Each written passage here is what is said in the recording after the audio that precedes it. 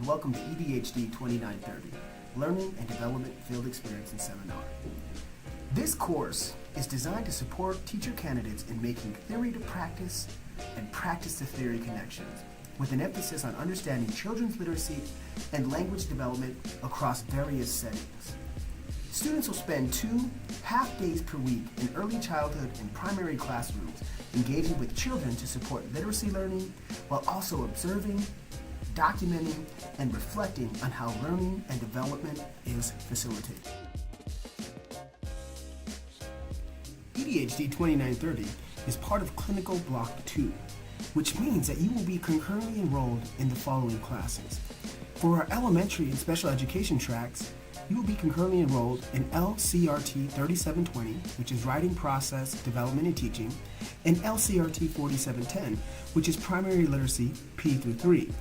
For our early childhood track, you will be concurrently enrolled in ECED 4102, which is Developmentally Appropriate Curriculum Methods and Techniques, and LCRT 4710, which is Primary Literacy P through 3. Please note that for our early childhood education track students, this clinical block is only available in the spring semester. As part of your time commitment, you will be required to be in your classroom Wednesday and Thursday mornings for 4 hours each day. In addition, you will have 2 hours every other week in on-campus seminars. For these seminars, you will be responsible for various readings, reflections, and assignments. If you are looking to register, there are a few prerequisite steps that you have to take. First, make sure that you have approval from your academic advisor. Second, if you have not done so already, make sure that you complete the Colorado Department of Education background check form, which includes a fingerprint card and the oath and consent form. Please note that an additional background check may be required by the school district. You also have to fill out the undergraduate field experience placement form, and all these must be completed by either April 15th or November 15th, depending on the semester that you're starting. Here is a list of some of the organizations who we have partnered with in the past for EDHD 2930.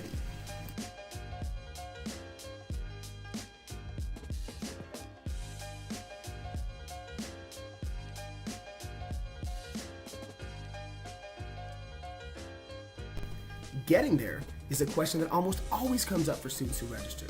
Just know that you are responsible for your individual transportation. We do set up the individual field sites into small teams, so we encourage you to carpool. The Office of Partnerships will also work with you to create bus and train routes to help you get there. Please note that as part of your student fees, you also have free access to RTD. Because of the multiple ways in which we each experience and participate in cultures and communities, it's important for us to review our expectations of our interns. We expect that our interns have the highest level of accountability, professionalism, and commitment. We do this because it's important that all of us remain open to understanding more about ourselves and those around us, including youth and their families.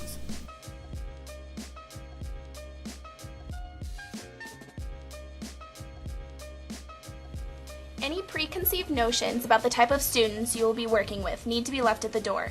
Get to know them on a personal level so that you build trust and community, so that when you teach them, you'll have a great place to start.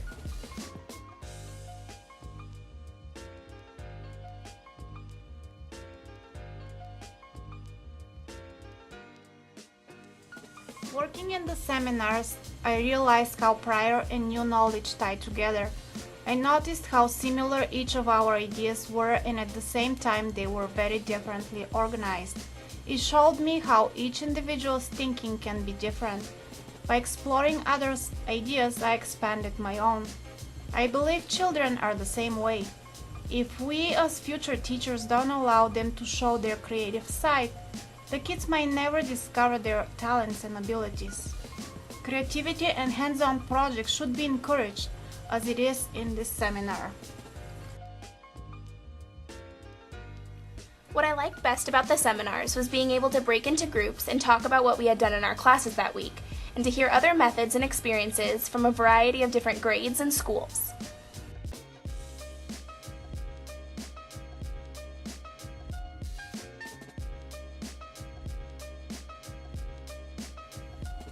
During this community-based field experience, I interacted with different groups of children.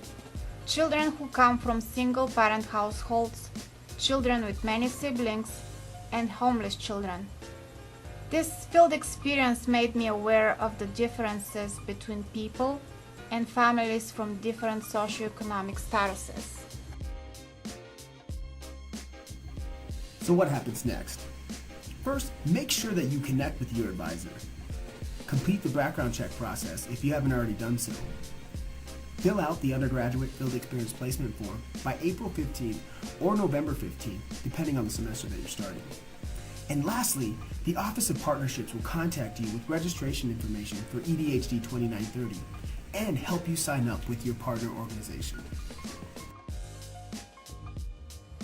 We thank you for watching this video and look forward to seeing you next semester.